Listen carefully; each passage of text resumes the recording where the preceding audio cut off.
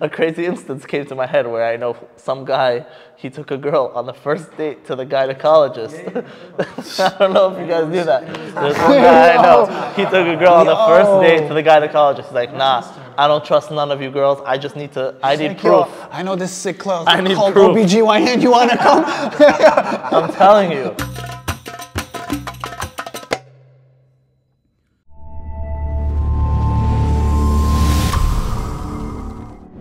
This episode of Slatki Stol is in partnership with and sponsored by Lionheart Pro, catering to all your filming needs.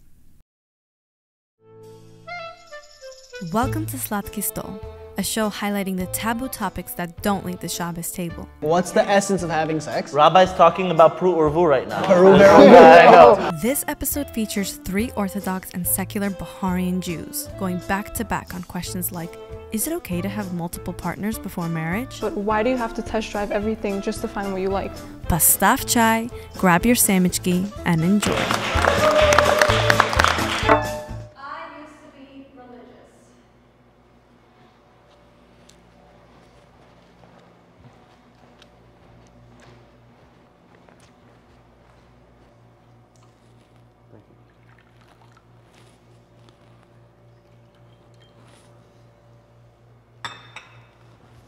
So you guys used to be religious? Like how religious are we talking? Well, wanna go first, brother? I used to be Orthodox, you know, observe Shabbat, kosher. I wore a black hat on Shabbat. Oh, really? Wow. Studied in yeshiva, tried to learn every day, tried to pray 3 times a day, that kind of religious level. Oh, wow. What about you? So I actually also went to a few different yeshivas, but one of them was also a black hat school. So I definitely grew up with religion around me at a very strong level, and I was, you know, I was conformed to it for a long time, and a few life and death experiences happened that realigned me with spirituality, but also gave me the mental space to kind of step back from religion as a whole. But yeah, I used to be religious. I mean, for me, yeah, like I went to an all-boys school back in the day, grade school growing up, so everybody was kind of like, I'm not gonna say names, but back in the day, I used to go to all-boys school, and it's kind of hard, you know, I feel like that specific school, and I later on found out amongst other schools that they all had a very similar issue where they would kind of segregate, you know, the Ashkenaz and the Bukharians. The Ashkenaz would get special treatment, the Bukharians would get in more trouble just because, you know, the school was predominantly Ashkenaz and there was a lot of Bukharians in the school. So naturally, a lot of Bukharians that left the school, they ended up leaving because they felt unwanted. Unwanted by the teachers, unwanted by the religion. And, you know, it definitely, it's hard, you know, to transition to different schools, but, you know, it shapes you later on growing up for sure. Yeah.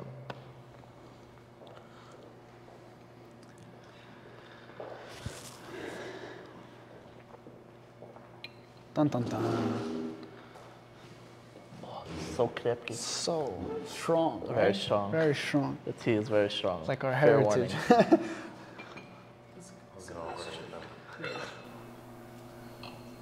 Serious chai time. He domod kolon.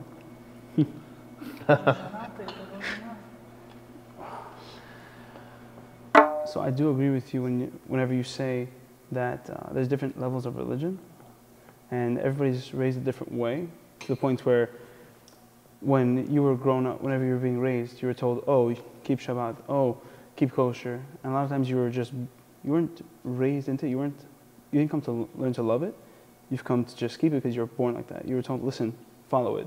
You never got a proper answer from it. You never got a reason, right? A lot of times that's why people fall out of religion, because they don't have the love for it. Whenever you have that love for the religion, you tend to want to do it yourself, right? Because you're not being told to do it. A lot of times whenever us humans, we're very, very smart, right? Whenever we're told something to do, we don't want to do it. But when we come to do it ourselves, we love to do it, you know? Whenever you're told to go, let's say, go do the laundry, right? You don't want to touch the laundry. But whenever you get up, you're like, you know what? Let me do something for the house. Let me give my family a break. Let me go to the laundry myself, right? You're in the laundry room just scrubbing down everything by hand. Forget about the machine. You're happy to do it. Same thing with religion. So You're saying love would be the source of your connectivity to the religion. Now, I want to point out something. So in order to love something truly, you have to understand its essence. A lot of the times when we're raised in yeshiva or we're brought up with a certain school system, we're not really taught the essence, we're taught a curriculum that we're just supposed to follow. So when you're not taught something to the point that you can understand it, love can't really be established. So that connectivity isn't really as strongly made in comparison to, maybe you felt it because you had the right, guidance or learning. But not all of us can be, not everyone in the yeshiva system or in shul even, can be so lucky as to get that knowledge. So I agree and disagree. Okay. I was a teacher in a yeshiva full-time. Now I do part-time Sunday school for kids. I'm a director of a Sunday program where I see kids in public school and they come to us with these questions. When you give them an answer and you show them that they can be loved no matter what their outcome or their belief after the answer is, they will come to love Judaism as well. Like, I had kids ask me really funny questions, but I sat there and I was like, come to me after class, we'll talk. When you make a connection with them, you can change their lives. And then they see like, wow, Shabbat, kosher, it's something so special. And Baruch Hashem, like, a lot of kids went to yeshiva because of that. Just to answer one more thing, you're saying school. School's not the only place you should be religious or you should learn about religion. It's also where you come from, in the household they live in. If you don't do it in the household, if you don't do it where you're coming from on a daily basis, listen, you're at a job then. You go to school, you're religious there, you come out, you're like, thank God, finally, I'm done with this. That's how a lot of times how it was for us Bukharians, right? We came home from school, mom and dad are in the kitchen doing something, or dad's watching TV, mom's in the kitchen. But Shim, how was school? Oh, you learn Jewish stuff? Okay, come on, show me your secular grades, show me your English grades. How much you get in your math test, right? They don't want to entertain the idea of being Jewish, the religious aspect, right? They're always like, oh, show me your grades from your secular studies. Never in my life did I hear from my mom and dad, how much in the Chumash test, the Parsha, what did you get, right? Show me your Hebrew studies. I got asked that. And we would get $1 if we would get 100 on both Jewish and secular studies. And so you fell in love with it because you got bribed. That's wild. I mean, I think a big part of it is also how you were raised. Like, I didn't grow up religious. My mom became religious when my brother was born, and she kind of pulled us all with her. And in the beginning, none of us wanted to do it. My dad, my siblings and I, we were rebellious. We didn't want to keep anything, and she was just kind of like the only one who was doing everything, bringing us along with it. But once we got to the point where we started being like, okay, we'll give it a test drive, or my dad started doing it, let's say, for my mom, because he loves her, we started doing it slowly, step by step, and getting to it ourselves, asking questions. I asked Mom, why are we doing this? If I got an answer and I was explained and I understood, I would do it. If I got an answer where I didn't get an answer to what I was asking, like if you tell me that you can't clean a cucumber with a peeler on Shabbat, why? If you don't explain to me why, I'm not going to do it. Like, I'm not going to follow the rule because I don't understand why. But when my mom saw that we needed to be answered in a way that we would be able to understand why we're doing what we're doing, it made us enjoy what we were doing much more and to love it. Like, now we ask her why we're doing this, she's not just going to be like, because you have to. She's going to give us an explanation, a reason for it. It makes us more curious and it makes us love what we're doing. So I grew to love Shabbat. I grew to love being tzniut, and it was very hard. I went to public school my whole life. Like, I went to Forest Hills High School, and people would be like, why do you look like you're going to a business meeting? Like, why are you wearing a pencil skirt and look so, I don't know, business-like? And it was hard. It felt very out of place. So being able to come to that in a way you understand why you're doing it for yourself, I feel like plays such a big role when you go outside to do it also. I'm Adelina. I'm Orthodox. I wasn't religious my whole life, but I became religious because of my mom. And it wasn't an easy journey, but there were a lot of ups and downs, a lot of rebellions. But when I did become religious, I was in high school, and when I fully got there on my own, it was already 12th grade, beginning of college, and it's been a great journey so far. I love Shabbat.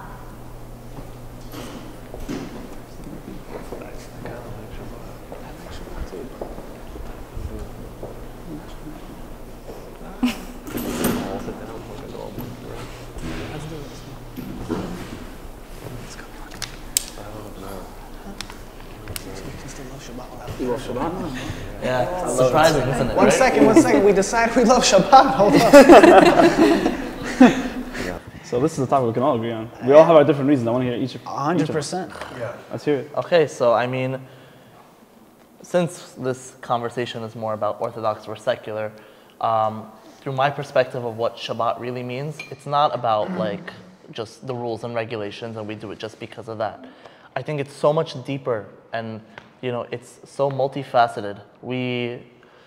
I look at Shabbat, I've had my ups and downs. There's been times where I kind of felt uninspired to keep Shabbat. I didn't want to, and I didn't for a bit. But then came a time where it pulled me back. I've been doing more research into it and I've been studying, and I learned that Shabbat is more about the time that you spend with your family. It's more about taking that seventh day to rest. When you're a working man, it's very hard to work 24/7.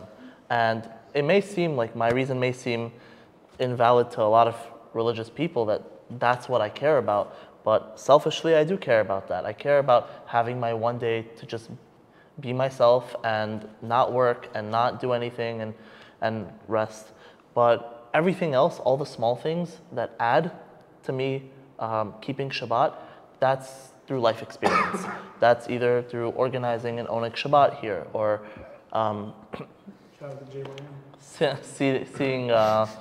seeing Rabbi Vaknin, that's also a part of my Shabbat. If I didn't come to synagogue on Saturday, even though I don't pray really when I come just to be here, to be in God's house, to pay my respect to the religion, to pay my respect to being a Jewish kid, and kind of embracing my value as a Jew. The literal definition, the literal meaning of Shabbat, the seventh day, is literally to rest. Doesn't matter what you're resting from. A lot of people are in school. What do? They go home. They have to stare at a computer. There's 25-hour period where you have to stare at a computer, open up your papers, find the book. You're not in your studies. If you're at work, right? You're working 16-hour days. You're a nurse, a doctor, jeweler, barber. You're always doing something. You're always working during the whole week, right? To provide these 25 hours. You are literally resting from such a stressful week. You're taking your break from literally doing everything that you're trying to do to survive. And you realize that you're not, a lot of times people realize that that break is much needed. Without that break, I'm pretty sure we'd all Break be a little down. bit broken. You can be a robot all you want. Every single day, I'm going, working, coming home, eat, sleep, go back to work, kiss the wife, see the kids. Again, you do that cycle 7 days a week, it's going to get a burnout. You're going to have that burnout because you don't have that one break.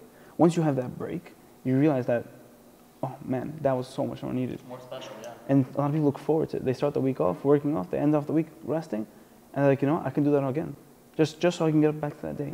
Just to get back to that rest period. That's what I want. Yeah. I think we can all agree we love Shabbat because it gives us a chance to de-stress and connect with our loved ones. Yeah. Everything else is, within the stringent, line guidelines of religion. But the real reason we all love Shabbat, again, it's for family and peace and de-stress. For yourself too, Yeah, I think for it just yourself. gives you the chance to connect with yourself. Yeah, Shabbat is our wife, right? So. I happen to like Shabbat, or this concept of Shabbat, but I'm guilty of sort of contorting it to just mean very generally a break from the routine of the week. But do you interpret Shabbat as doing anything that is restful? Because in, God's interpretation of Shabbat is a series of 39 activities that you cannot do, lest you feel the wrath and punishment of God. So, let's say reading is arduous for you or whatnot, what have you. But that's why I was a little confused when I wanted to walk up, because I like the concept, but my subjective definition of Shabbat, which is just to have a day of rest, eschew technology, which I think is amazing.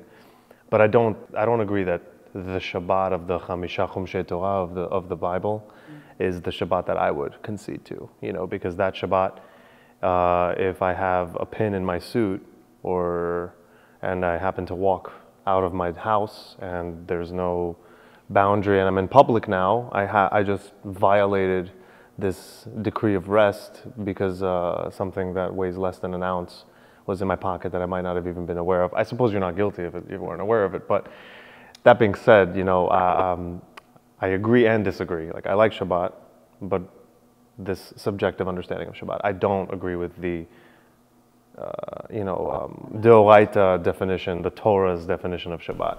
I think that's really interesting, sorry, because I know a lot of people who are like, what if watching TV is what I consider to be rest? Or what if going for a drive is, for me, what's considered to be rest? Like, why can I do that?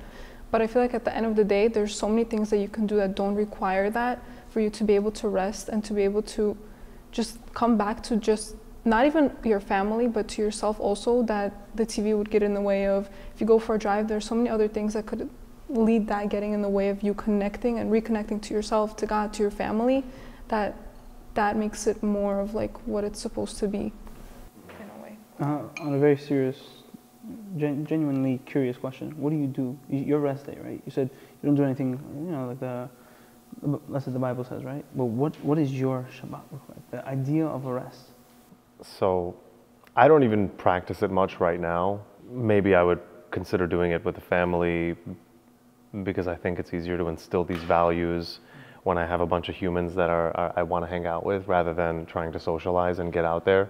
But the rest for me is obviously not working. I don't work on Shabbat. But halfway there. Yeah, I suppose you're right. I am looking. Ideally, I'd like to disconnect from my phone, but I suppose, you know, when you're not in the community and your life and your entire social influence is not tied up into that, you know, you'll miss a lot of things, maybe important things that you wish you didn't miss. You know, if you have non-Jewish friends, some of their biggest days, their weddings are on the weekends, you know, and Jews have made a great business of doing weddings during the week, which, you know, the reaction of non-Jewish people's faces every time I tell them that I'm going to a wedding on a Tuesday night never ceases to amaze me. But that being, on Tuesday night. yeah, it's just, it happens to be that, anyway, I think I'm digressing here, but yeah, for me, it's just not working, but I'll read, but I'll also play video games. I'll still use my car if I need to go somewhere. That's your break, that's your rest. Yeah, it's my rest. So I feel like Shabbat, it gives people a balance, but at the same time, like, I understand what you were saying, and I agree with what they were saying, but I feel like once a person understands that you have no control with whatever's gonna happen if you don't have your phone, with the money you can or cannot make, once you understand to let go and it's all in God's hands, that's when you start to appreciate everything much more. Hi, my name is Malka Aronov. I'm an Orthodox Jew. I have been Orthodox my whole life.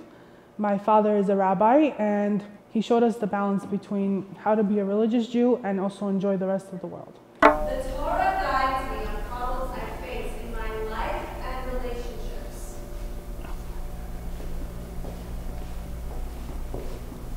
I'm gonna cut you off. No problem. Hello. Hi, how does it guide you? Just curious. For me? Yeah, we all have different reasons. Okay, so no relationship. In life, business-wise, I feel like because I learned when I was younger how to be honest in business and how to, you know, treat people that you're always with and just follow the right way and be a righteous person altogether, whether it's, you know, anything. I have people's money in control. Like, I work in business all the time. I handle people's money.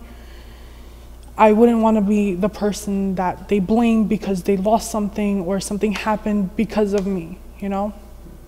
So I feel like because I learned that in the Torah, right, how you can't charge interest on certain things and like there's certain rules that I learned in the past, it just makes me a better person and I'm able to work more honest, just live my life because of that, the proper way. So personally for me, the Torah does help guide when it comes to relationships a lot. So the Torah has a specific way a man and a woman are supposed to meet and what they're supposed to and not supposed to do. Like, a man should be shomer, a woman should be a shomer. They shouldn't be touching other people, touching each other. It should be, how should I say this, a separation, a boundary that shouldn't be crossed. Why? Because once that boundary is crossed, there's no going back. to know how to hold yourself as a male, as a female, because once you go past that, let's say whatever the Torah says you shouldn't touch, let's say, right? That's one boundary, right? It says you shouldn't have any marital relationships before marriage, right? That 100%, right? I think that's one of the topics of later on, so I'll stop right there, but I will say... I think when it comes to relationships, it also gives you value in yourself. When you don't cross those boundaries, those guidelines that the Torah sets, you have the self-respect for yourself because you're respecting your body, you're respecting who you are, and you're not letting somebody else devalue who you are and cross over that boundary when they're not supposed to. So. Okay. The SpongeBob sound with the running. I would have died. That's Squidward walk. That's Squidward walk, exactly. No, that's Sponge. Isn't that It's SpongeBob? Squidward. No, SpongeBob is down. No, that's not SpongeBob. Here, squish, squish, squish. Yeah, SpongeBob. Squidward. I guess it is Squidward. Damn. Okay, who wants to start off? I'll gladly start off Go with a very cantankerous opinion that I think the Torah not only does not help me, I think it's doesn't give much helpful advice and mostly bad advice, actually. My name is Manny Yosipov. I used to be a from Orthodox observer, but now I'm not. I probably would consider myself a deist, although I don't like to pick a specific label because there's a lot of assumptions that come with it. But I was this way because I had a few interesting experiences that led me to reevaluate my beliefs, and they started a series of questions and answers that brought me to where I am now, which is secular and completely non-observant. I just think it's all outdated. You know, no one's here trying to stone gays or burning a witch. You know, which without much interpretation. I mean, even the Gemara was a little bit loose with how they wanted to define it, but without much interpretation, it was like a woman who kind of mouthed off too frequently, or you know, a woman too beautiful, broke too many hearts, and then the wrong guy got upset and then just accused her of something, and then the court was like, oh, that's believable, and then she was dead, you know. So how many countless people were just real purgatory these days, like just everybody's burning on the street, you know. So yeah, so I don't find it to be quite helpful for some of the reasons. Yeah. But there's plenty more, obviously. But I need to share this. I completely agree with you. Like whenever they went to like, oh, stolen gays, it's like we're like, wait, like this is a thing. Like this was a thing. Like well, you can't. It's hard to believe it. If you look at the Bible, the most accurate or the one part of the books that makes the most sense is Leviticus, right? It's actually all about judgment and decrees. If we were to openly discuss Leviticus in shuls all the time, a lot of people would turn away from Judaism, if you want me to be honest with you. What do you mean? A child that's born limp or a child that's born with autism says in Leviticus, don't bring that child to my Beit HaMikdash. They're not welcomed. So there would be a lot of like, what do you mean? This is the child that you created. Why would my child come out deformed if you were the one that allowed it? But there's a lot of, controversy in that one book itself because of the stringency of decree and judgment that it has there, which, ironically enough, is not really promoted as much as the rest of the books. Let me ask you a really good question. Go ahead.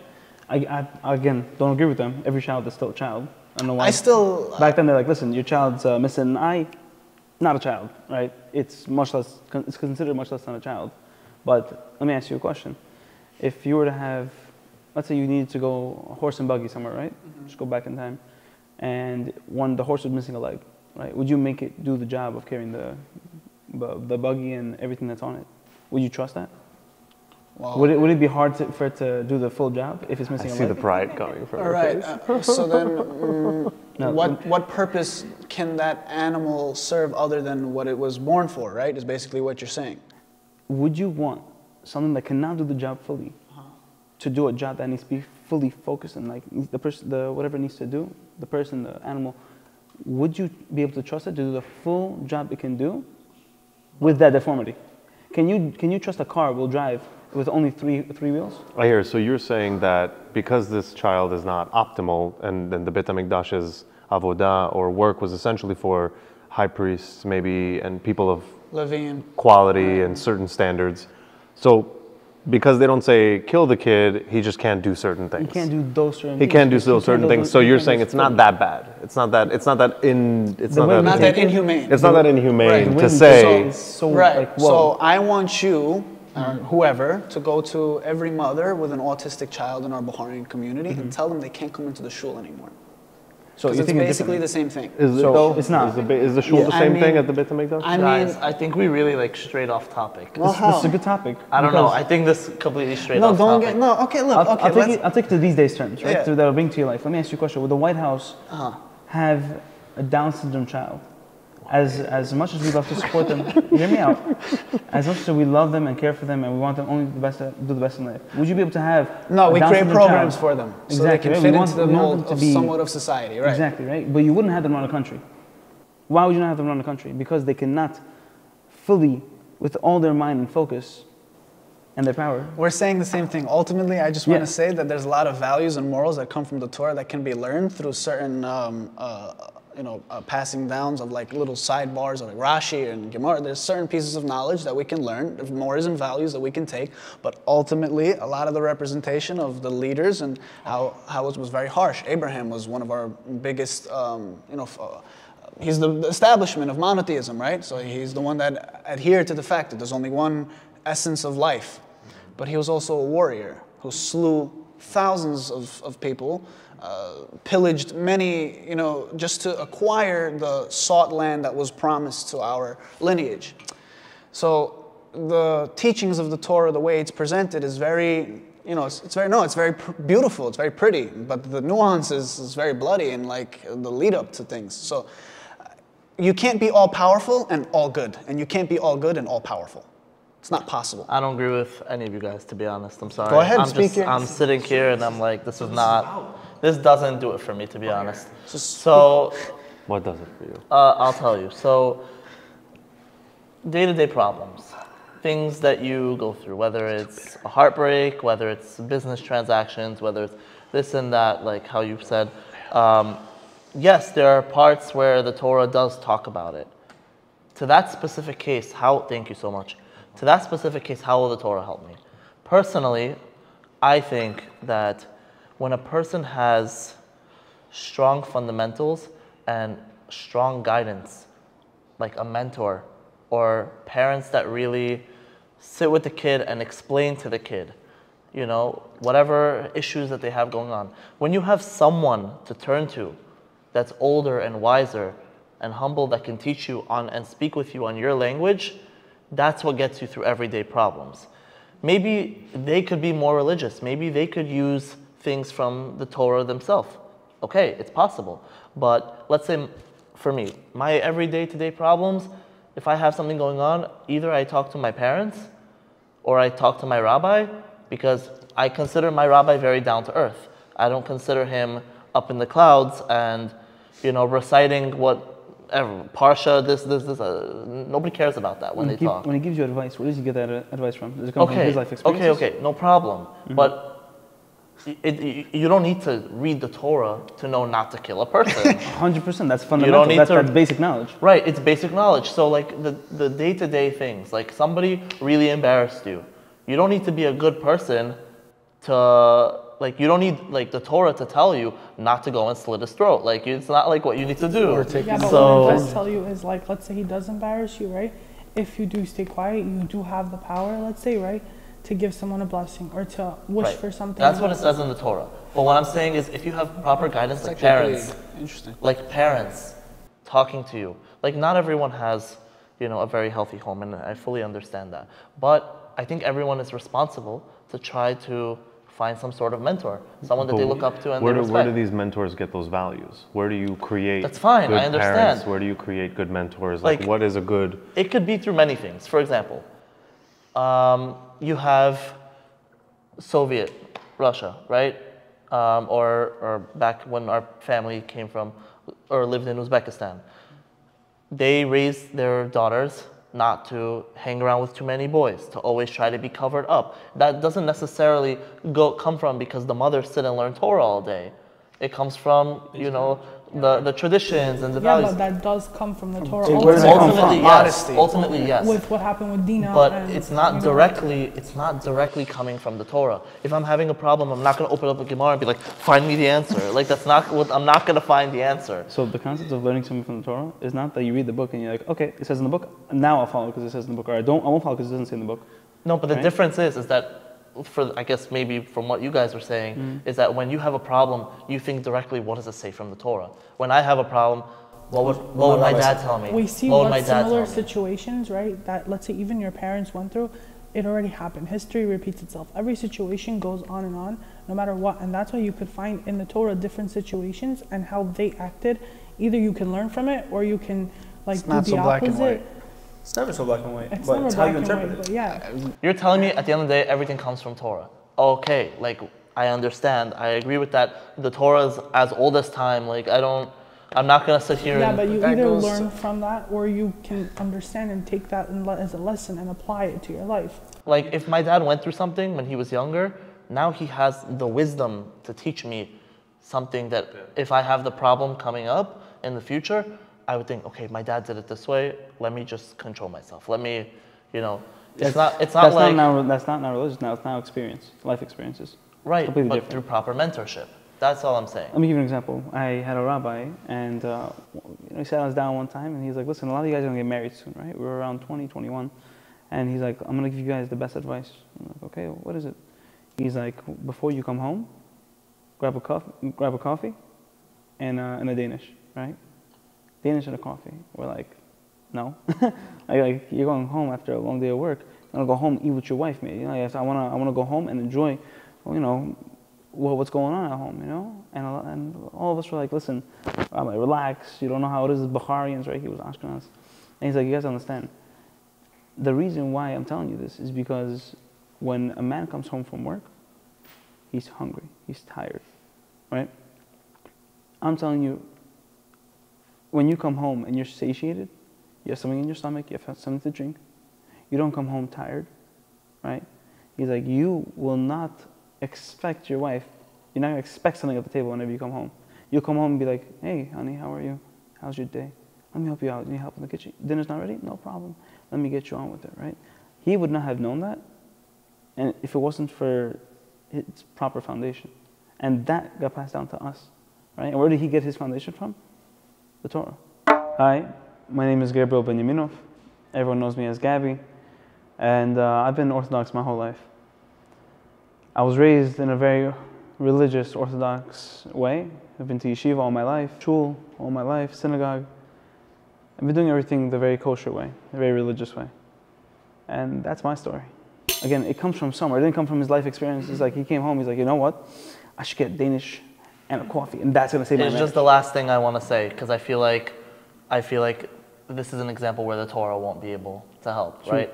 You study, you go to school, you do everything you need to do, you have to pass your exams, and now comes for job interviews. Mm-hmm. You're sitting down and you don't have proper etiquette on how to sit down and conduct a proper interview with the person that's interviewing you. And you're sitting down and you're saying, bro, yo, this, that. You're talking about your parents' history, this, that. You know what I mean? Like, you're going to sit there and how are you going to teach the kid? Or how is the kid supposed to face his problems? How is he supposed to get a job? If you were taught Torah, though, you wouldn't go, bro, yo, no, right? Not even that. No, not even not that. It's very simple. What does the Torah say? It says that Hashem is king. Okay? And it also says that Hashem is our father. Let me ask you a question. What's the child of a king? A guy, it's a prince. If it's a girl, it's a princess. No, Gabby, I agree with you, but like even he's asking like for a scenario where it would be, you would get it like let's say Moshe with Paro. The way Moshe and Aaron spoke to Paro, he was the king, but they went and they spoke to him. You're going to an interview, you want to act professional. You have to learn it from somewhere. It's in the Torah. Yeah, and also since you are the prince and princesses, right, of a king, how do you act? How do you conduct yourself? How do you speak? How do you walk? How do you dress? What do you do? You know, do you go on days sitting in your bed, chilling, live life, meet somebody, hey, what's up, brother? But you're not getting your direct answer on what to do Guidance. in that situation. Are you sitting there thinking, "Oh my God, in Parsha Shemot, Moshe came"? Like No, but that's if you not what- already learned that in the past, you understand. Okay, when I'm going to speak to someone, right? I understand, like, because in the past I learned this is how you approach someone in a professional setting, right? You want to get your point across. You don't have to yell. You don't have to scream. You talk nicely. You listen. You hear what they have to say. You talk back. It's professional. I think we're getting. I hear the different perspectives. I mean, talking about mentors and different rabbis. There's good and bad on both sides. I mean, what it really comes down to is we're talking about the book itself and what is written there, which can be objectively traced, right? It's physically written. The Torah doesn't claim to have the answers for like nuances, like like a job interview, because as society changes, the Torah just says, hey, you know, for example, don't dress like everyone else. You know, there's supposed to be some exclusivity to a Jew. But there's so many ways that we're not aware that conservative biblical values have changed the world.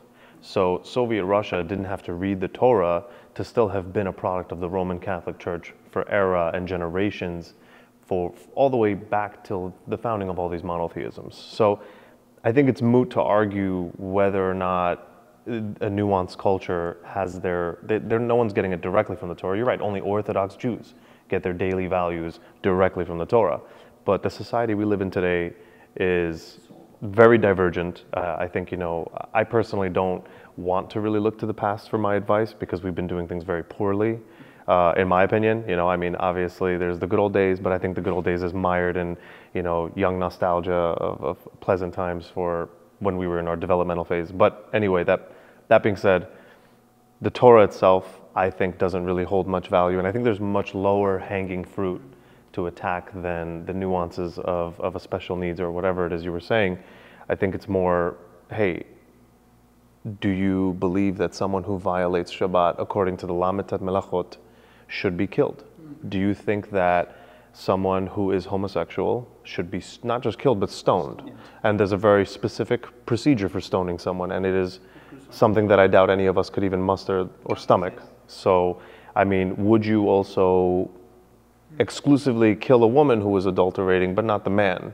And can a man do as he pleases with a woman, even if it's not really, if he seduced her and convinced her and maybe even forced himself on her, and his only punishment should be that he pays the father 200 silver coins, and then he has to marry her if she wants. If not, I'm surprised how knowledgeable you are. She's just damaged. Just sitting there like, wow, how does he know all these things? You have to know both sides. But that's that. I mean, that's neither here nor there. But my point being, like, there's just so much more low-hanging fruit to target in the Torah when you want to say things like, does this add value to my life? And I get it. We can pick and choose each thing. 100%. There's great rabbis. Comes together though. Torah is not a separate thing. It's a complete package though. You can't just say I want these values but not those values. Yeah, that's cherry picking. All the rabbis say now, they go, oh, if one word from the Torah is false, you know, God didn't make it, or it's not real.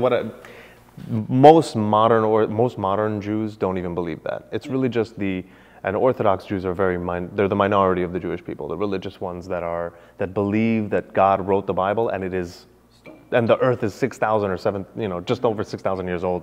They're a very minor group. So I think that's where we really diverge, right? Because you believe that this book was written by the creator of the laws of physics and the universe, and there's an end of days and a beginning of time, and evolution probably isn't real to you, I would assume. No, that's all three of you, by the way. Please, you don't have to. Feel free to chime in. It's a very interesting topic because it doesn't say in the Torah it didn't happen. That's the thing. It never says in the beginning, evolution didn't happen. Okay. In the beginning. I could hear that. I could hear that argument. There's even a piece that backs the fact that dinosaurs were a real thing as well. It was called Leviathan. There's a sea dragon that we have, right? So there's a little something like that, but it's there. It doesn't disprove it. So I agree with you on that, actually. In the beginning, it never says, oh, this is the first thing. It just said, in the beginning, God made this. It never says, oh, dinosaurs weren't real. Meteor didn't make Pangea. It didn't say this stuff, right? It says, in the beginning, this God made. And then it's not very specific. Oh, evolution was not a thing. Don't believe in scientists. Again, I love science, and it comes to show it's the only thing we have for proof, right? It's not going to show me in the Torah, oh look, cure for flu is this, you know? Like, you're not going to find that. Yeah, or germ theory. Yeah, also, you know what's very interesting? It says in the Torah about kosher, right? 100 years ago, we didn't know it was at the bottom of the sea. We didn't know what kind of animals we had there. A lot of times, where did we get these fundamentals of kosher, right? Like, you know where it came from, but you know how to keep it. You know what's right and what's wrong. What birds you can eat, what fish are able to eat, what animals are kosher. There's a template, let's say, it's kosher animals. And whenever you see a new animal, you literally have to go through that whole checklist. Oh, does it have this? Does it have that? Does it have skins, fins, and nails? Again, that's the fundamentals. You can use that in your daily life. That 100% you can use. And I remember you'll hear such interesting words from priests, imams, rabbis. Each of them come with their own values, right? They all believe something. They take it down from their belief system. You know, the imam will take it from the Quran. Priests will take it from the Bible. We'll take it from the Torah. Where they get their information from is not because, oh, I woke up and thought about it one day. No, it comes from somewhere. And that somewhere is where you're going to get that information and you're going to give it off to somebody. The person that gets that information will interpret it as they can. Again, you said no homosexuals. It's such a big thing in each and every single one of the religions. Do we believe it now? 100% no. We see it these days. We're like, oh my God, they cannot believe that they just did that. Then why would God write it? Can I just? 100%, please. Sorry. I want to just add what you said, right? Like nowadays, Dina Malchus Dina. You know what that is, right? You live, wherever you live in the government, you follow their laws. Nowadays, it's not legal to stone someone. If you stone someone, you're going into the electric chair, like you're dying too. Yeah, but that's one of the values of the Torah, though. But Dina Malchus Dina is also in the Torah. Means you live where you live, that's the laws you follow. Yeah. If this is allowed here, then it's allowed. You can't stop it. When it comes to holidays. Is that in the Chumash or is it in the Gemara, the Dina Malchus Dina? I happen to be iffy myself, honestly. I don't know. I'm genuinely not sure asking. the exact thing. But where they get it from? The Gemara is from where? The Gemara is extrapolated, you're right. It's derived from the Chumash, right? The little... So if we were to be in a land where that law was yeah, it was a thing. Would you like how it like? You're not gonna wake up, see a homosexual, and be like, okay, where's my let's stone him, right? You're not gonna. Oh, that's not on your morals. If you wake up and think that, but it's one of the core. It's like a core thing. Like it's a decree. It's part of actually Leviticus. We still see it these days, by the way. If you look at Gaza, they literally found. No, that's. Listen, it's a hard topic to talk about, but it's literally still a thing. And when you see it, you're disgusted. You want to throw up. It doesn't sit right. You don't eat well. Again. Some people still live like that these days. They didn't grow up or they didn't modernize themselves. Thank God, I'm pretty sure we're all modernized. You know, I'm not gonna go outside and be like, oh my God, a Jewish woman without her hair covered, stone her. Like we're not gonna do that these days. Okay. I just want to add in one more thing that I was always taught. I was always in religious schools. You know, rabbis around me. You're only gonna be judged off of based of what you do and not what you don't do. Meaning, yeah, just because you, for example, even Shabbat, right? You don't keep Shabbat, the fact that you put away your phone for 5 minutes, even though because that is one of the decrees you're not allowed to do, that's what you're going to be judged off of. Those 5 minutes, not the fact that you didn't keep Shabbat the whole time. So if I stab someone, not fully kill them. You get... Hey, how you doing? My name is Daniel Jonathan Rachnaev. I'm 27 years old. Born and raised in Queens. My religiosity goes along the lines of modern traditional with a hint of secular aspect. If you want to ask me what my gender is, I'm fully transparent. Saving yourself from marriage is extremely important. So on this topic.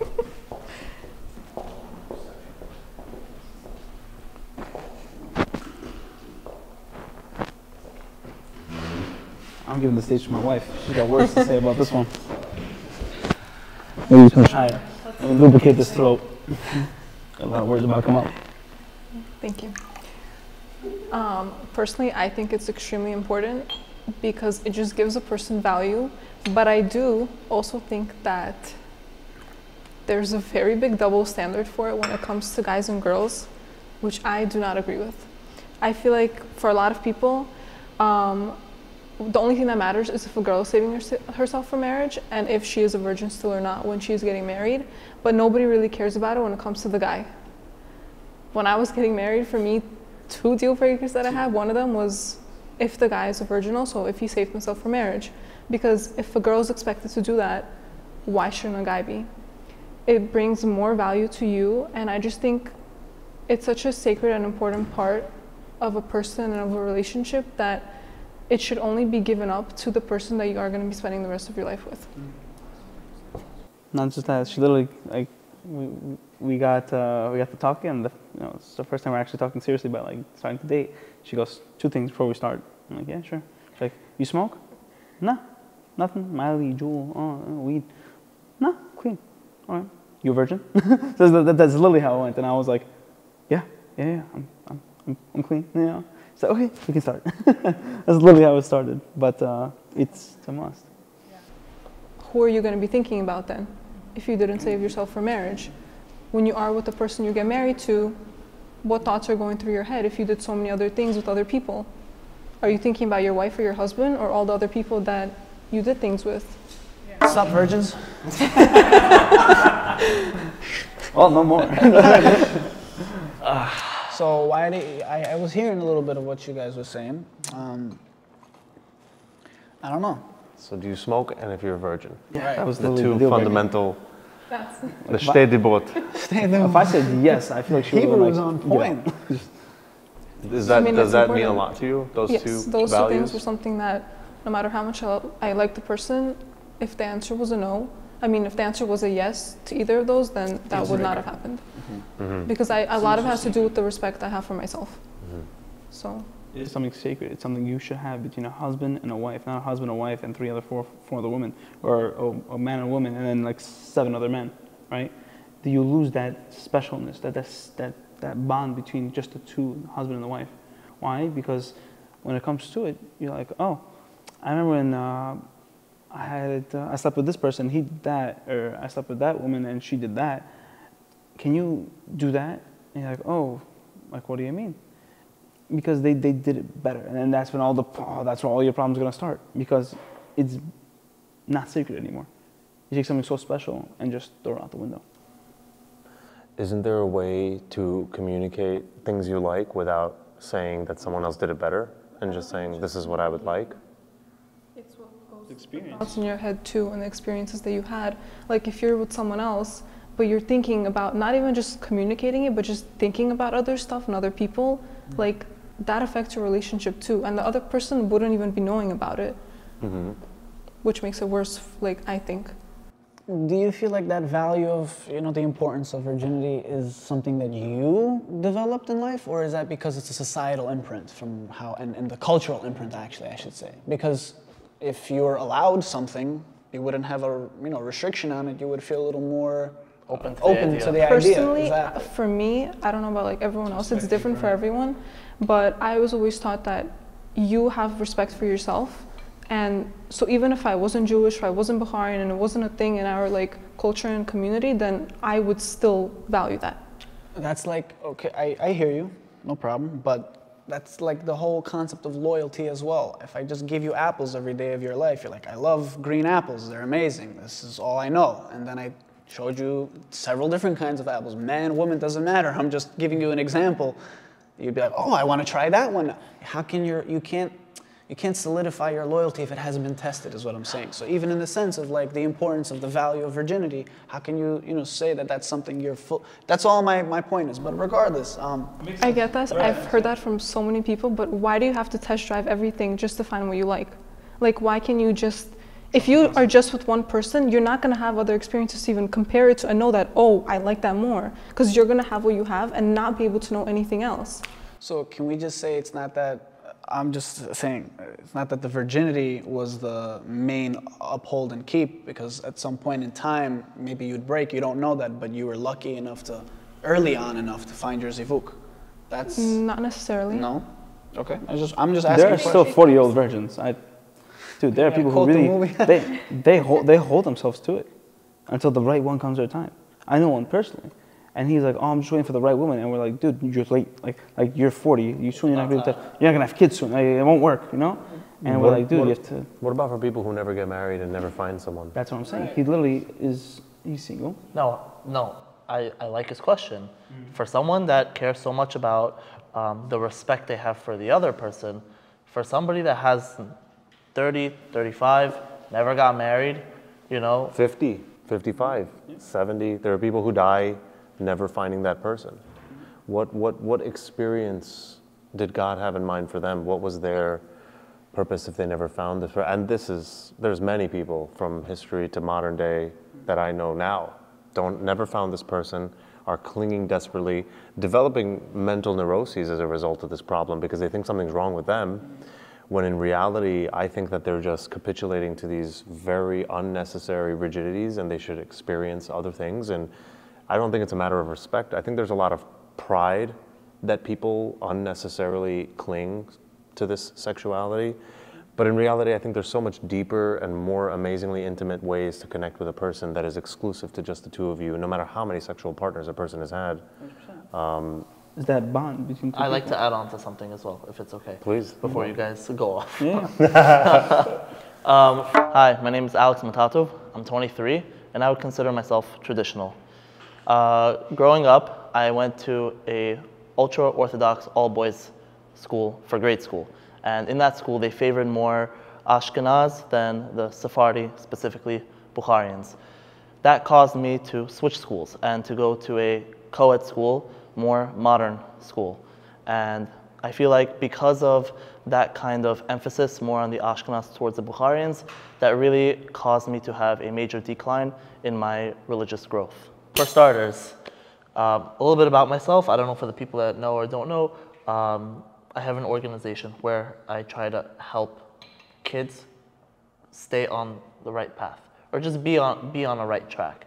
Not doing drugs, you know, like not being with the wrong friends, you get what I'm saying? Like, you know, if they don't keep Shabbat, at least try to get them to keep Shabbat for an hour or two. If they don't have a job, to try to, you know, help them find a job, you know, for them to make money, whatever. I do like a lot of different things, and I have a whole team helping me, thank God. Why I say this, a lot of people, they look up to me. Some people call me a mentor to them. I've had instances where people just called me and said, is there any way I can speak to you? I have just something I need to get out of my chest, and I feel like I need someone to talk to. Someone that won't judge me, that would understand this and that. And you're going to find that through sleeping through with a woman? One second.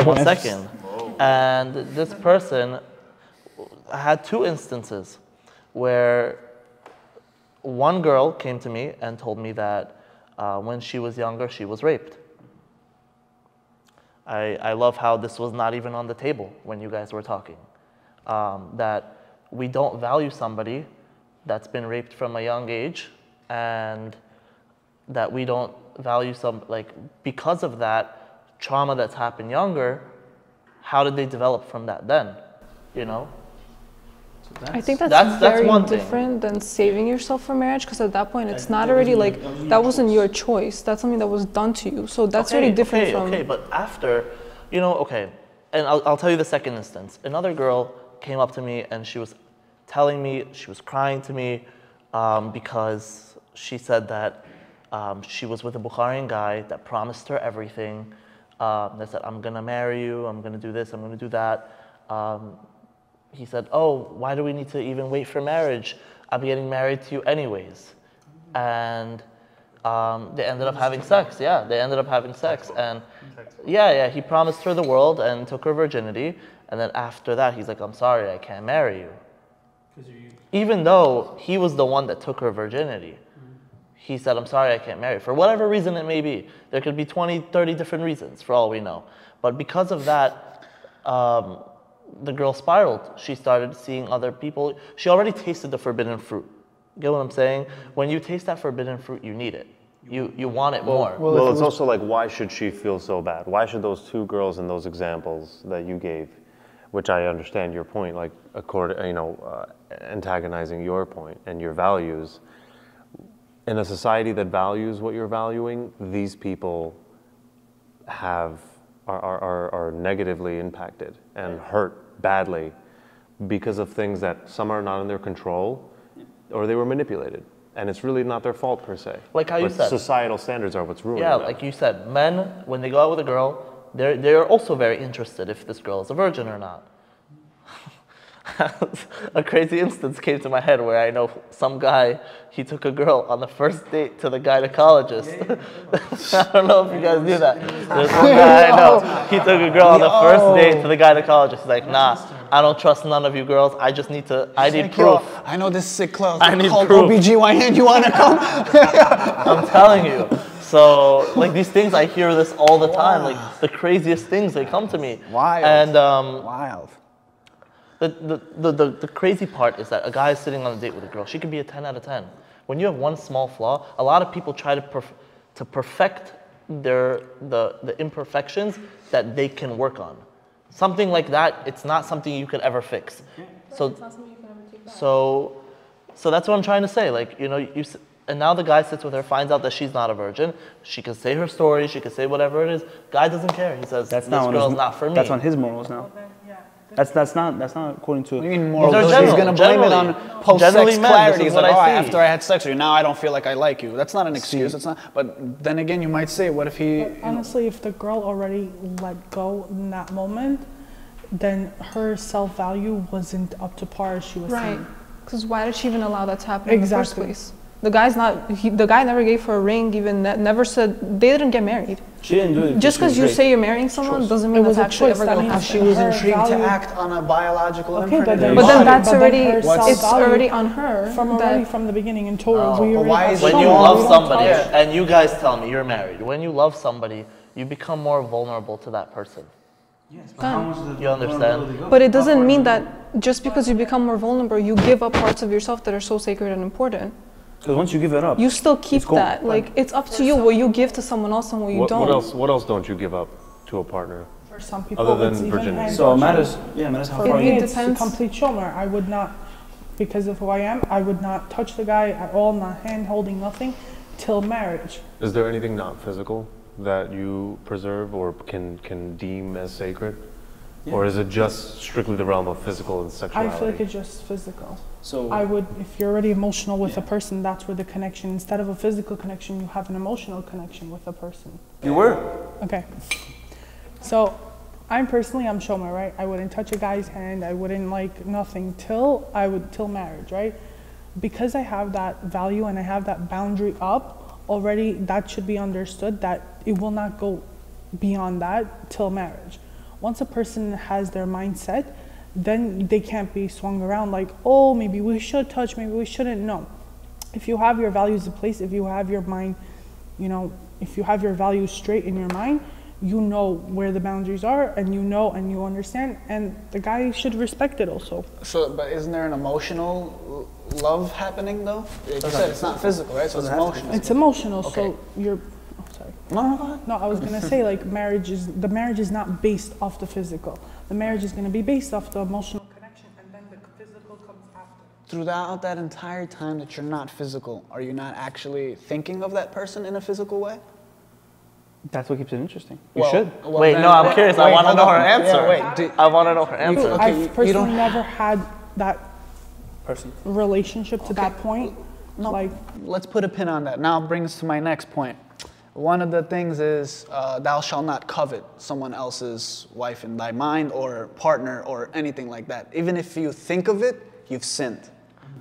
So everybody's a rabbi these days. Yeah, right? So that's like so there's like this thing to go around. So when you're in that person with an emotional connection, you're not thinking about them in a physical way at all?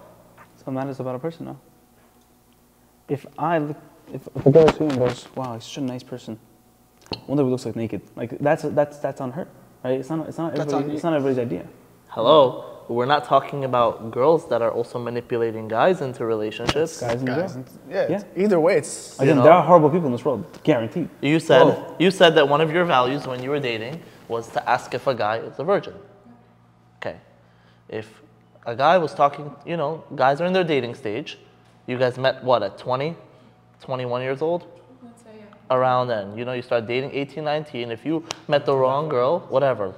Let's say you start dating at that age. You met the wrong girl, and now she, you know, she's... It's not the wrong girl, it's the one that's not for you.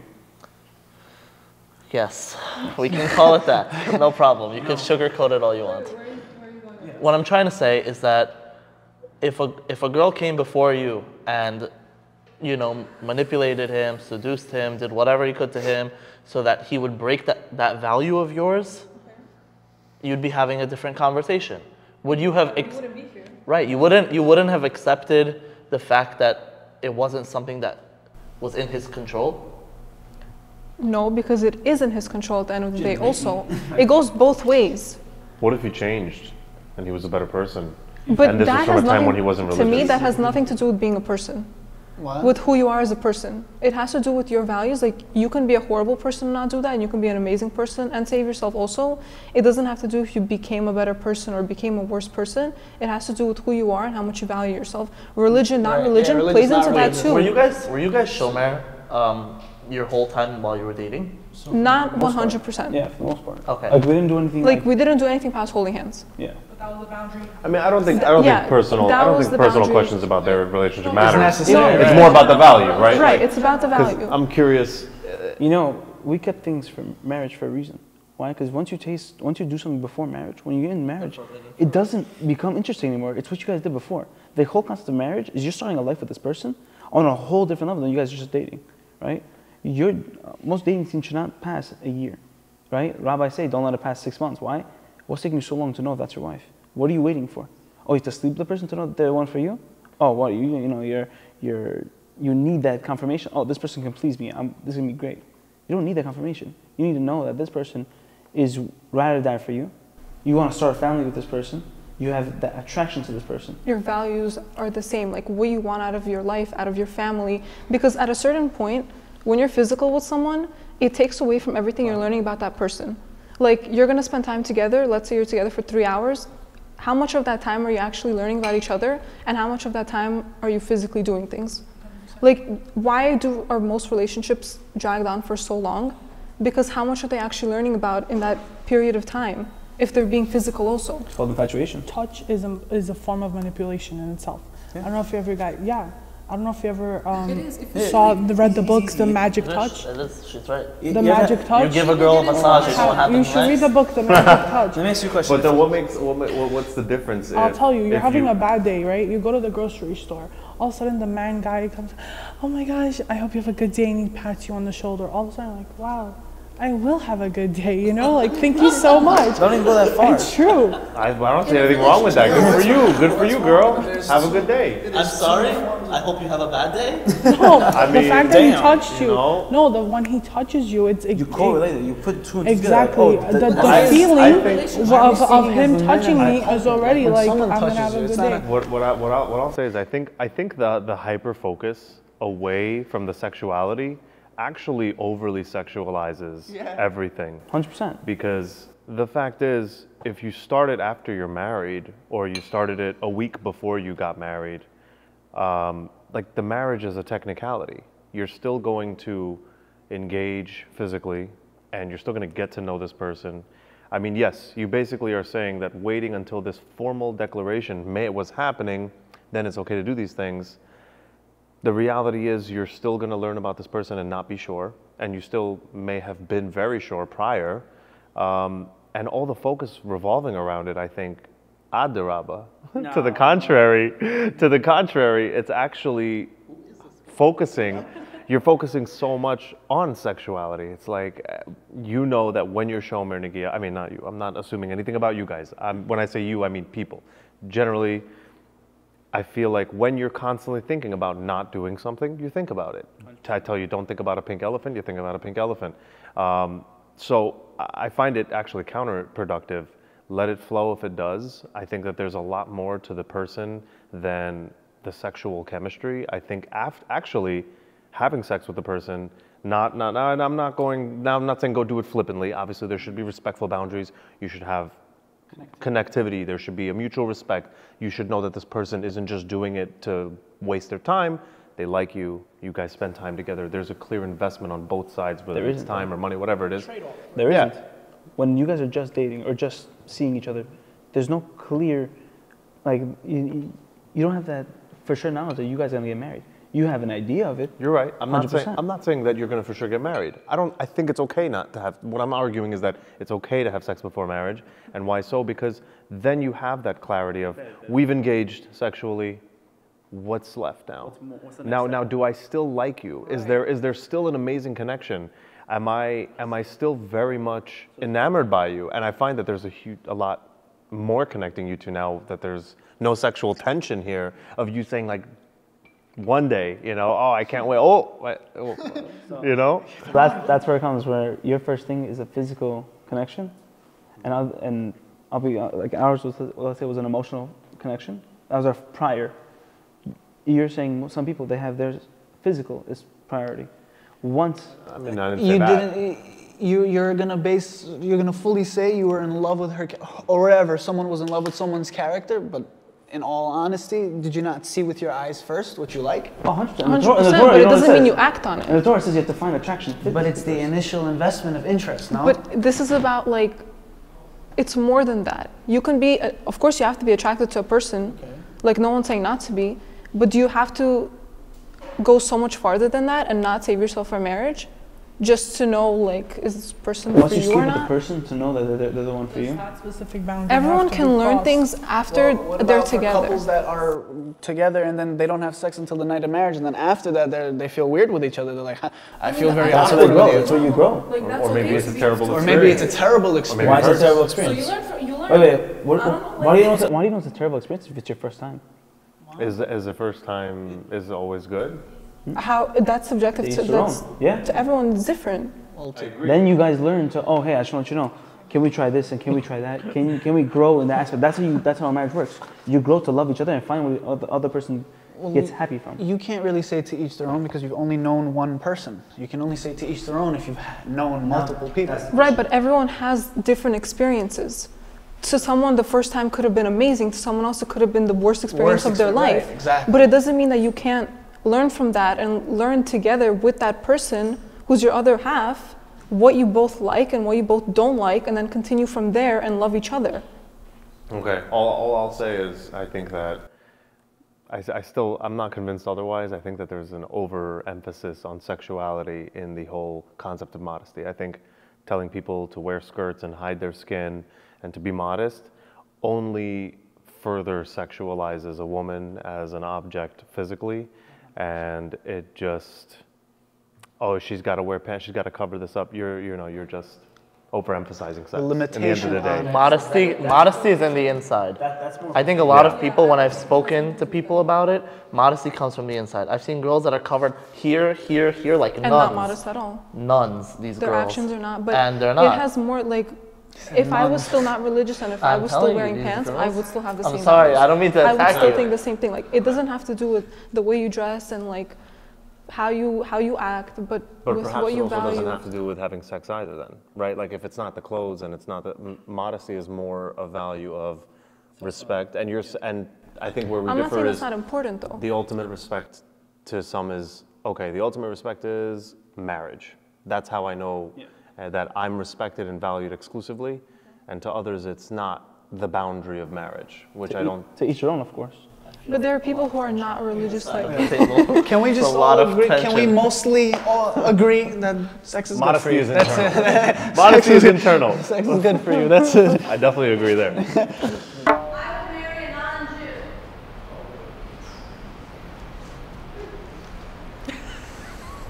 Damn.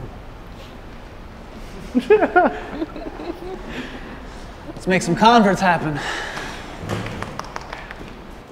So I would marry a non-Jew. I believe that religion doesn't play a role in my life. I understand where people of certain religious associations or communities would insist that marrying a Jew is priority, but it's just not for me. Okay, I hear that. What about for you? To me, again, religion is not something I live by, but I am spiritual and traditional in a sense. And I also believe, as a Jew, taking on the identity of like having a responsibility in the world, because we have, certain level of, a commitment to certain things. I would, I don't get why we don't bring more people to love it if that's what we want. Why is it so cut off? So yeah, I would want to marry a non-Jew to also teach them about my tradition and culture, so they could maybe not live by it, but learn to appreciate the values that come with it. So would you want her to convert? Or what if she was, hey, I'm not going to be Jewish and your kids are not going to be Jewish, but I love you and we can live however you want to live, but I'm not converting? That would be an issue, and I'll explain why. What you believe and what you hold influences the spirit or the soul, I should say. What you believe influences and imprints the soul. So the belief tied to the Judaic religion, or even the bloodline, there's an imprint on the fact of like the connectivity between me and my spouse. You know, if she's not going to be fully on board with that belief, it will create a conflict within the child itself. And that would be a definite issue. So yes, conversion would be a necessity. Abiding by the religious aspects, not really, but then according to Rabbanim or Torah, that would nullify the conversion, right? So would you marry a non-Jew? I mean... A non-Jew is someone who doesn't convert, because a convert is a Giolet. She's considered a Jew, just late to the game. So... It's kind of it's a 1 foot in, 1 foot out. But you're uncertain, okay, I can... Yes and no. Yes, if all else fails. Basically, it depends on who you find. Correct. If you find the perfect woman, everything is amazing and everything is just right, except for the fact that she is simply not Jewish. You would then marry this person? Yes, I would. And you wouldn't tell her to convert?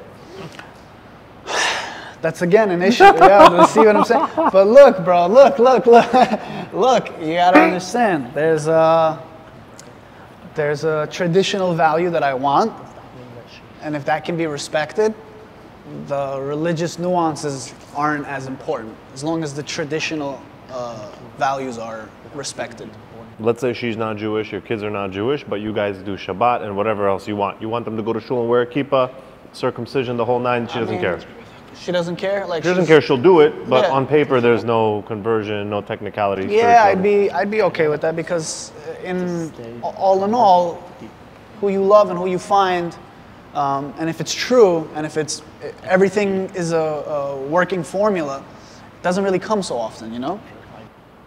A lot of us, we search most of our lives for that, and some of us use religion or certain disciplines as a guideline to find that person. But as a free-spirited individual, I don't want it to be under a microscope. I want it to be kind of natural. So, I don't know, so you get me, right? I do, but I don't But it's contradictory. I think you're inconsistent. It's inconsistent, and I'll say it is, but... As long as you admit it. No, I know it. As long as you admit it. I love you guys, but I'm sorry. That just hurt my heart a little bit, to be honest. What hurt your heart? Hearing that you guys are open to marrying non-Jewish.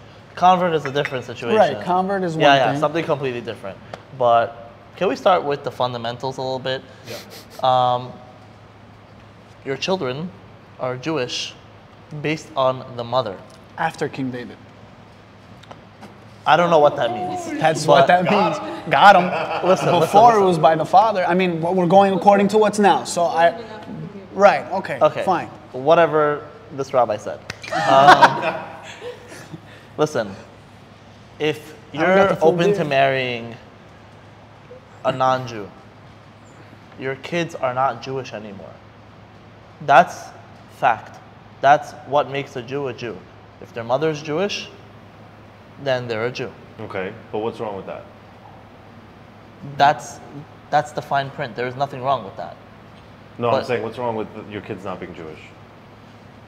Can't they can convert if they want. Okay. And if we're... Do you want to, when you have a baby, give him gender X and he can pick his gender when he grows up too? No.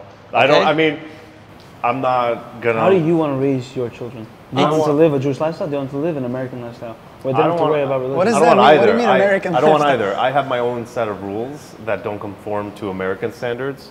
And they don't conform to Jewish standards either. You're doing your own thing. I'm doing my own thing, and I find that it's the more intellectually honest way for me.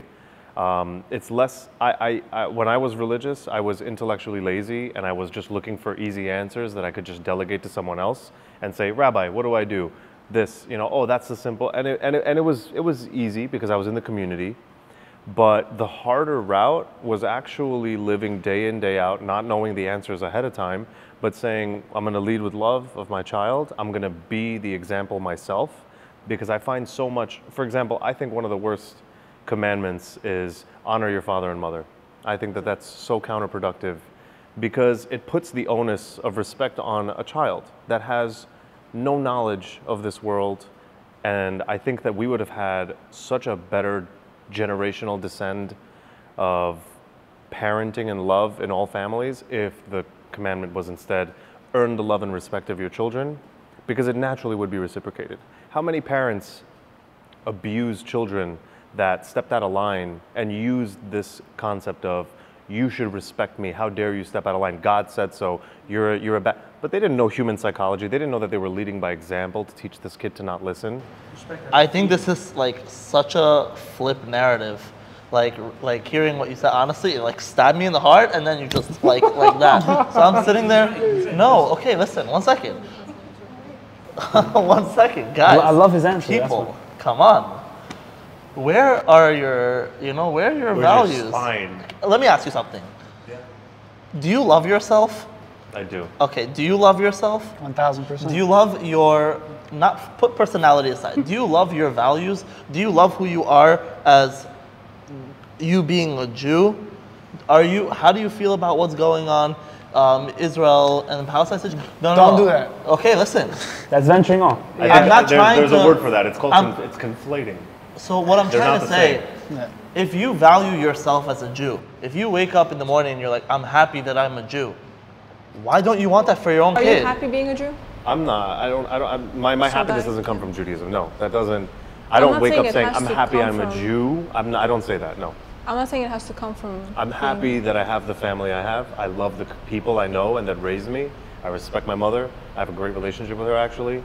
I love my family, but it has nothing to do with the Judaism value, because I understand that they are merely products of their environment, believing what their parents taught them and what their parents taught them, and it goes all the way back to a book that I don't think makes much sense. And I can pretty much express and kind of just rationally disprove as not the word of some creator of the universe, because he'd be much smarter than to include things that don't even apply anymore. In fact, for majority of history, they won't apply. For majority of the future, they won't, if technically speaking, only during the Beit HaMikdash, most of these laws applied. And the Beit HaMikdash was only from about 1000 BC to 500s, and then a short while after it was rebuilt and then fell in the time of Rome. So I'll be generous and say 1000 years the Beit HaMikdash was around. The earth was around for 6000. Majority of human history, most of the laws that this omnipotent being didn't even, that put into book, weren't necessary. So I hear the point of, okay, today is different. We have to observe what's going on today. I just hold God to a higher standard where I think if he was God, he wouldn't have made that mistake. He would have been like, you know what? I'm going to give you some advice. It's not going to really apply too much. When this is going on, this is how you act. When it's not, be nice to women. Don't be rude to people who are different sexuality or gender. And there's no one who's entitled to be a slave just because of their parents and just because of their skin color, which all comes from Noah, by the way, which is what the entire church and biblical figures of history used to rationalize slavery. They said, just like God said, there's a generation of people that can be slaves. I'm digressing here, but it all goes back to your answer. No, I don't take pride in being Jewish. I'm proud of who I am. I think Judaism is just a chance thing. I was born here. I didn't win a bet to come out of my mother. I was born. I'm just the consciousness that is occupying this brain that was born in Queens in 1990. Well, God is awareness and consciousness in a sense. So, sure. Would you marry a non-Jew if they were half and half? Like if their father was Jewish but their mother wasn't Jewish? Would you marry them? I think having some sort of friendship or relationship is obviously on the table. That doesn't matter. But I also think marrying them to preserve, I value preserving the religion. That's the longest yes or no I've ever heard. Yes or no? Yes. Oh, so no. No? Danny? Yes. I plead the fifth. Yes, just something. I would. And you? I said no. No. No for all. What if the mother was Yes, because that means it's a Jew. Yes, no, So- that means it's a Jew. In my fully honest opinion, like since I want to leave a Jewish lifestyle, not just now but in the future as well, and I would love for my family to have that Jewish lifestyle, I don't think so, because I want to have that family connection. It's very hard whenever, let's say, a lot of cases the mother is Jewish and the father is Muslim, right? And there's such a big clash in the families, there's so many back and forth because, oh, my religion says this, and then the other person goes, my religion says this. But Gabby, And- that's yours. Obviously, if the person, For sure. if the mother is Jewish, I've seen it break families and relationships apart. I've seen a guy and a girl date, right? They loved each other. They loved each other emotionally, physically, you name it. They loved each other. The girl was like, listen, I want to marry this guy. He's the one for me, right? And the guy goes, I want to marry this one. He's the one for me. The family sat down to speak. You know what happened at the table? There was just heads butting between the parents and the family. And, oh, you remember history, this, and you want us to marry into this family? Again, it's such a sensitive topic because we all want peace between each other, right? But that's not a family that's been married and they're two different religions. You're It's a different religion. You're talking about two families that are not related and their kids want to get together. No, We're asking about religions. if they're married. It's a married couple. The husband is Muslim, the mother's Jewish. They loved each other. What's the clash? And then they had a child. And then they had a child. And that now child's you trying to want to get marry married. that child, or you're thinking about marrying that child. You're saying no. yeah, but obviously, if you're gonna, Because I would what? say yes, because if that person is already up to par in my, standard with where I am in life, with my religious level, and they're already there, their father is Muslim, but their mom is Jewish, so they're Jewish. So what if the father wants an imam at the wedding also? What if the father wants an imam at the wedding No, also? I'm sorry, the kids are getting married. So you're willing to cut off possibly the best love connection you've ever had because of a standard of religion? But the father, I'm saying, But if she's already at that standard, then that person would have to be at that standard exactly, also that to even person would have to be at the with her. same Yeah, that standard person would want a with Jewish wedding. religious I hear what they're saying. would be at She's that basically saying religious she would only level. be with a Jewish guy that was also tzniut That and had all religious, the Exactly, values. on In that that same case, then, yeah, religious level 100%. as myself. So the father If I probably found out doesn't the have to fact- say. But what if the father was just technically Muslim, but respectful. the household is Jewish? They observe Judaism. They observe Judaism. Now it's Guy not like about the me, kid, but now it's Muslim. about the child now. If that, in that Exactly, case, if and the that father is on the let's child, say, who non-Jewish, you're marrying. Mother is Jewish, but the child is religious, and if the girl is completely religious in the Jewish aspect, 100%. I love What to if marry the girl. father was Okay. Christian? You know how What was confusing your? it could be? We didn't finish the true or false. Yeah. You. Well, I don't know. you don't know. So you're dating a guy. He's was Christian. hypothetically. Sorry. So the man, he's Jewish because his mother's Jewish, but his father's not. You wouldn't be on board with that. I think it does depend on where they are in their life and if the household they're raised in was foundationally Jewish or not. So here's how conflicting a lot of this is. So if you wanna, we're just using these main religions we spoke of, Christianity and Islam, right? But needless to say, they're both derivatives of Judaism. That's one. Huh? Strawberry? Adasi too, but Dani ma, no doubt. Bro, eat the leaf. I don't know. We mentioned those three religions as the main thing, but now what if it's a religion that's that's outside of that? Now, why is religion the main reason why you can't stay together? What if you both agree, no religion in the home, we do things for each other's religion outside of the home, so there's no conflict? We're talking about if the child is religious or not. The Jewish or not? child Sorry. will choose which way they want to go. You can't, you know what I'm saying? But, No, I'm saying if the mother is Jewish and the father isn't, I'm saying like that. well, either or, actually, it doesn't really matter. Because then I don't agree if the child is not Jewish, no. If the child is Jewish, then obviously if, a person is giving them a chance, then that means they're on their standard. They're on their level. Okay? I value starting a family at a young age. I agree to 6 steps already.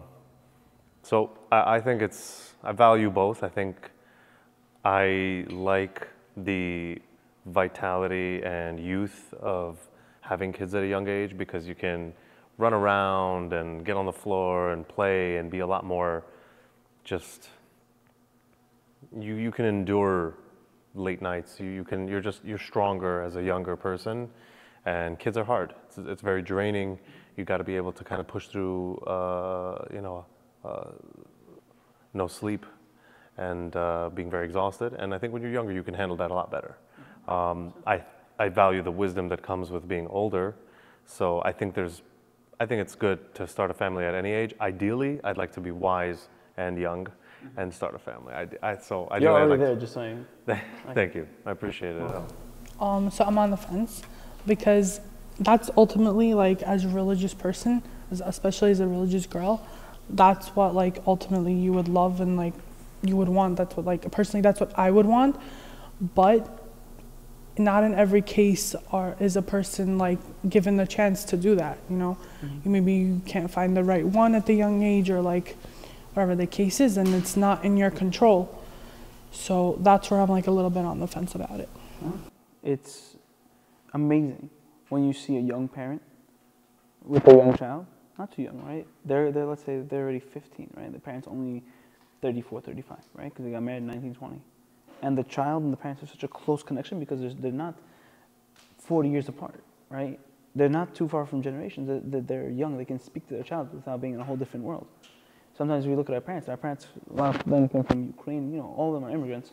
So you want to speak to them and they're like, oh, when I was going to school, I had to climb 4 miles. You got to get in a bus and you're there. It's so hard to connect with the parent because they live such different lives and they're so much older. But whenever you have a younger parent, it's easier to, like, again, be on the same course as them, right? Let's say a young girl, right? She wants to start doing, let's say makeup, right? Who does she go to for it? She go to the older sibling. She go to younger aunt. She go to somebody. She can't go to her mom for that, right? Because most times the mom is much older and the mom doesn't have that knowledge for it. Again, when the parents are younger in age, they're closer to their child. And that, I can't wait. I plan to do skydiving with my kid. Completely honest. We're jumping out of planes together. Like, I want to do that stuff. I want to go on a hike with my kid. Can I do that if I'm, let's say, 50 and having a kid?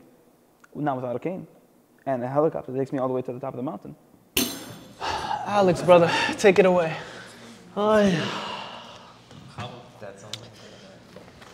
To be honest, a lot of what you guys said, I really enjoyed hearing it. Why? Because it's very much possible, but I think something that is taken away or something that isn't earned yet is the maturity and the responsibility. I think people are overlooking that. I think marrying at a young age definitely has a lot of perks to it.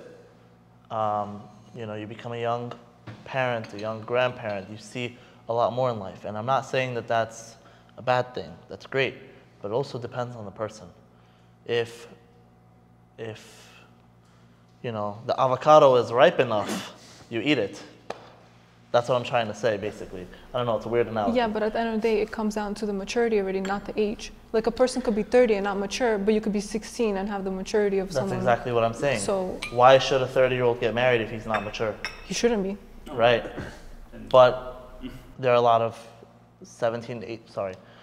19, 20, 21-year-olds that get married young and they're not mature either. And then that's when the relationship hits them hard. You know, they don't know what to do when it comes to doing their tax returns. They've never done that in their life. But that's already it's already on them. Like, you know, you have maturity is you know, these 19-year-olds that get married, their mom still makes their doctor appointments for them. So why are you getting married? You're laughing. I'm also laughing. No, he's right. It's wildly true. It's true. That's a question. Okay. Were they ready for a marriage? No. And can I be honest? Sorry, one thing, it bothers me. It really bothers me. Every time I talk to new couples, and they're like, oh, we're in school together. Okay. Okay, what are you trying to say here? Sorry. If this is you, I say toba. I can't do it. Because I sit there and okay, listen. Both in school. Where do you live? How do you pay? With the money we made. Do you cook food? Yes. Yeah. Okay, not everybody does. I spoke to one person. Listen, I'm not attacking you guys. Maybe you guys are the exception. I heard apparently it's a thing. The parents love their kids. Pay. No, not only pay. 1 week, mother is cooking and sending to their kid. The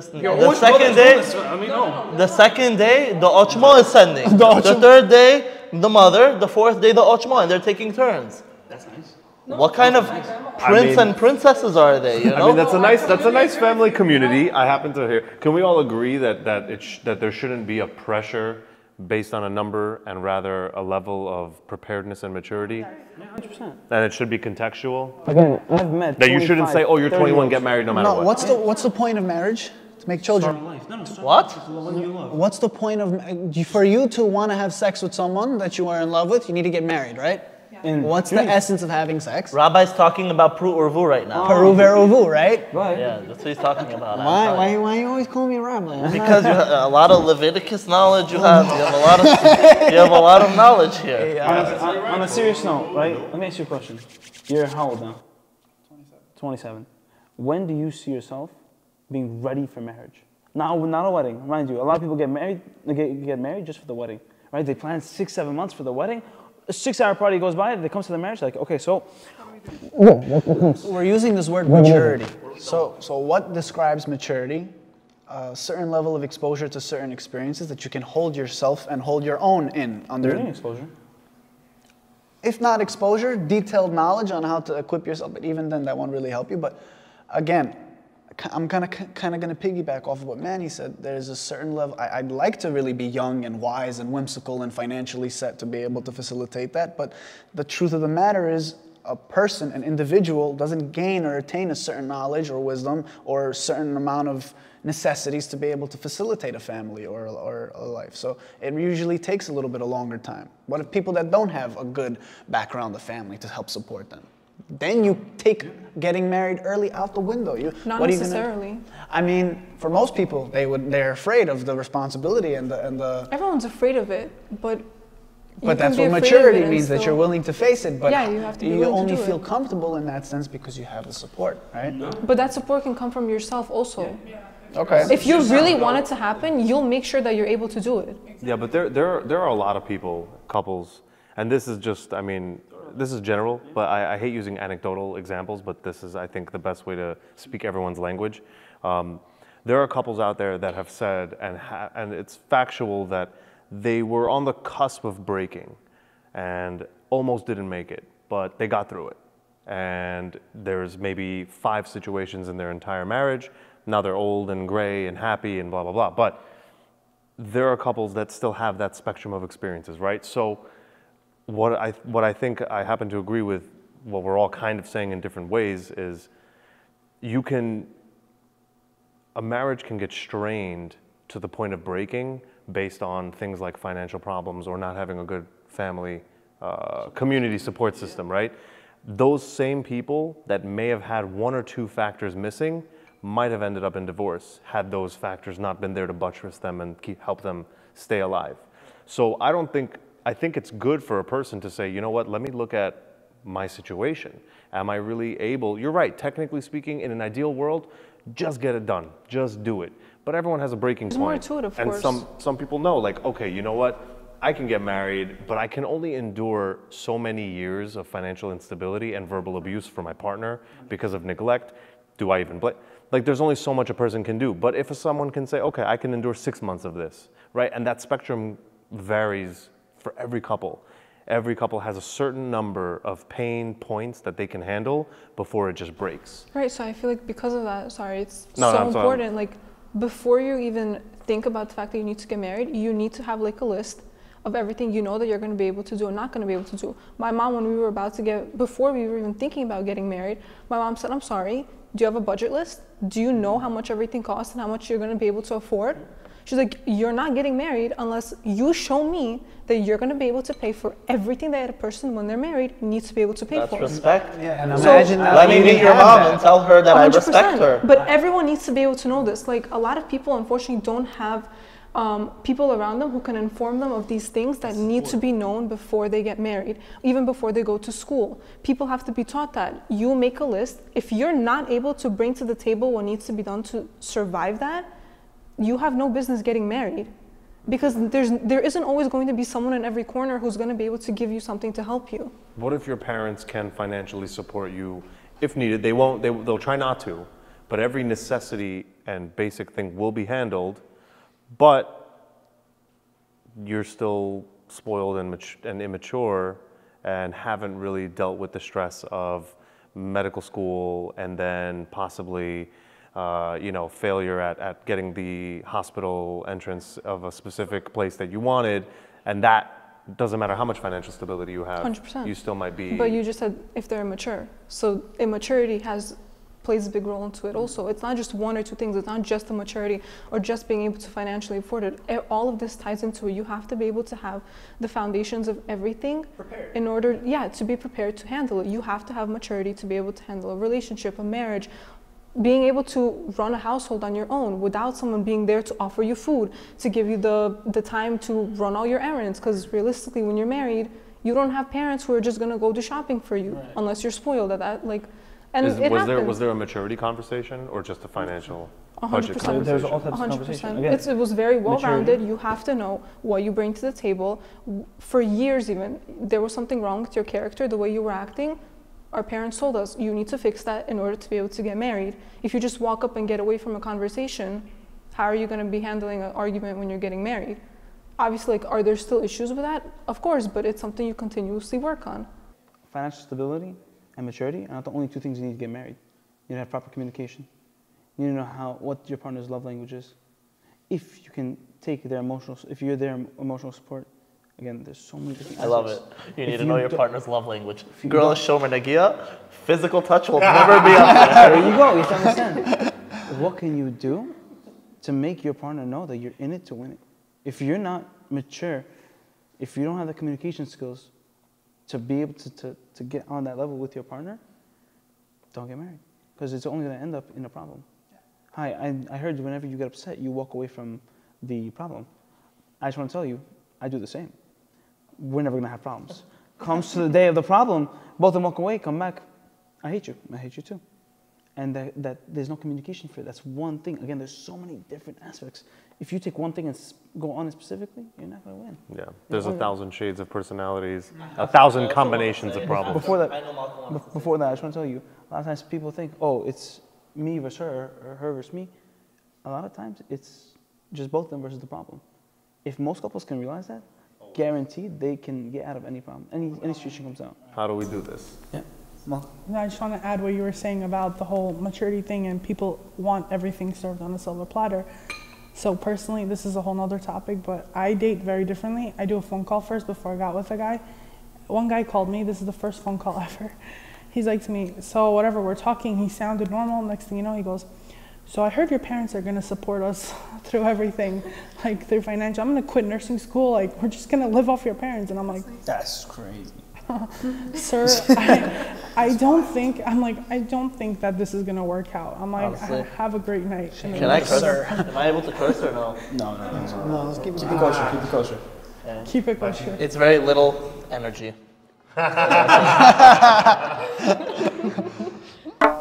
feel free.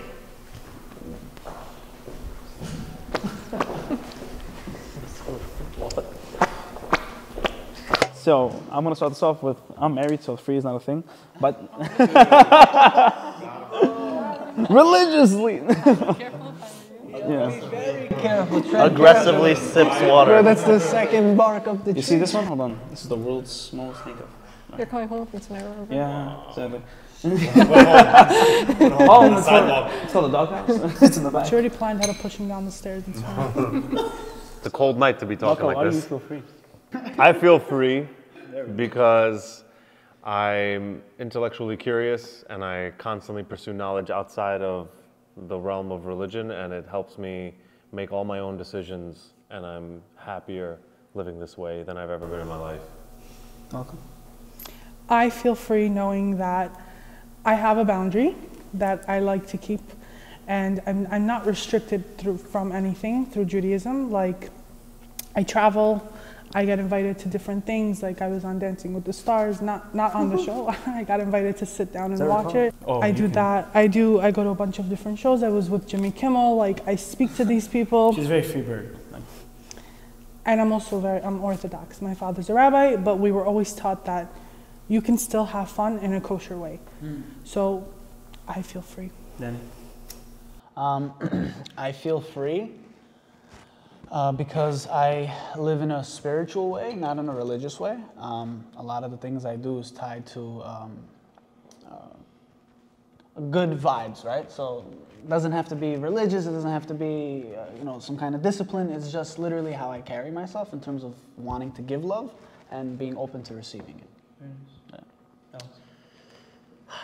I'm very half and half with this, like split down the middle. And I'll tell you why. I'm gonna start with why I don't feel free first, because just to change it up.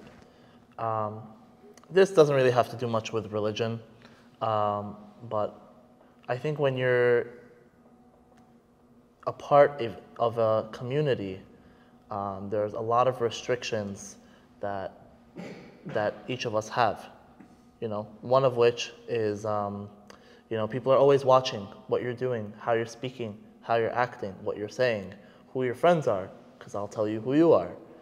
And it's a lot of different things that, people are so quick to judge. And it just always puts you on eggshells being a part of a community. And I love my community, don't get me wrong. But it's just very hard to constantly be the perfect person in front of the eyes of everybody. You have to learn how to pivot really quickly. That if you're talking to one person that has a different class, you're talking to them differently on their level. But if you're talking to someone with a higher class, you have to pivot and talk to them a different way. You can't wear certain things you want to wear. You can't go certain places. And, me as a person, internally, I feel like if I go somewhere and I see a Bukharian there, I'm screwed. I'm in a lot of trouble. Because, I don't feel free. Not that the places that I'm trying to go to is not like a good place to go. I'm not saying that at all. I'm just saying that when you go somewhere, I think a lot, and I could speak for a lot of Bukharians that I know, that they say that I want to go somewhere, but I don't want to see any Bukharians there. A lot of people use that to justify the fact that they're there. They use like, oh wow, there's another Bukharian there, so what I'm doing isn't so bad or isn't so wrong, and it's okay. I'll give you another example. You go to Miami with your husband. Let's say you weren't so religious. Some people that I know, husband and wife that are religious here, wife likes to wear a bikini. It's her thing. She likes to. Here she's dressed, but the husband says, okay, you know what? Here in front of the eyes of people, don't do it. But when we go to Miami and we go vacation, you'll wear whatever you want. You understand? It's like, shoot, I don't want to see any Bukharians here right now. Because I can't do what I want to do. Right? Give us free. So this is my half, I don't feel free. Half why I do feel free is because even though I'm not saying I'm comfortable where I am religiously, I definitely think I have room to grow, but I also think personally, I don't feel limited because let's say I don't keep 100% kosher, let's say. I'm open to eating like pizza, this, that outside. I live in New York. Thank God I have everything accessible to me that's kosher. So I choose to go to only kosher places. But given an instance where, let's say I'm going on a business trip out of country and there's nothing to eat, the Chabad is open certain hours a day or all hours a day, but it's just too far from where I am. I'm not going to kill myself and then, not eat anything. Get what I'm saying? I'll try to be very careful and very minimal with what I'm going to eat. But I feel free that I could even go to these places because I'm not that religious. I feel free just because I don't think that there's any limitations to what I want to do. And if there is a limitation to something, there's always something that fits what we're allowed to do religiously and in Judaism world that there's an alternative for. So there's nothing. Also, I'm a very simple person, so maybe that's why it makes it easier to not want to venture out and do things that perhaps we're not allowed to. But yeah, I feel free. Nice. I feel free because I've done a lot of things that I told myself when I was younger I'm going to do. Thank God, I've accomplished more than half of them. And just because I've stayed on this religious track, I found love for religion in a way that everything I do, I'll put God in it. It doesn't have to be like, oh, I can't eat this because it's not kosher. But I know, I'm like, listen, I don't need to eat this. I can put God in my life and still feel free because I have that love for Him. I hope that one day every one of us will find that love for Him. And we'll find that love for religion where we want to keep it. Where you find that it's intriguing, it's interesting. I want to do more. I want to learn more. I want to know why. Once you're able to get those down, I guarantee it, freedom with religion just flows. You will love it. And I hope that's what we all find, that freedom, the happiness. Religious, not religious, doesn't matter. But the happiness and that togetherness we'll all have at the end of the day. We can agree to that. Go ahead.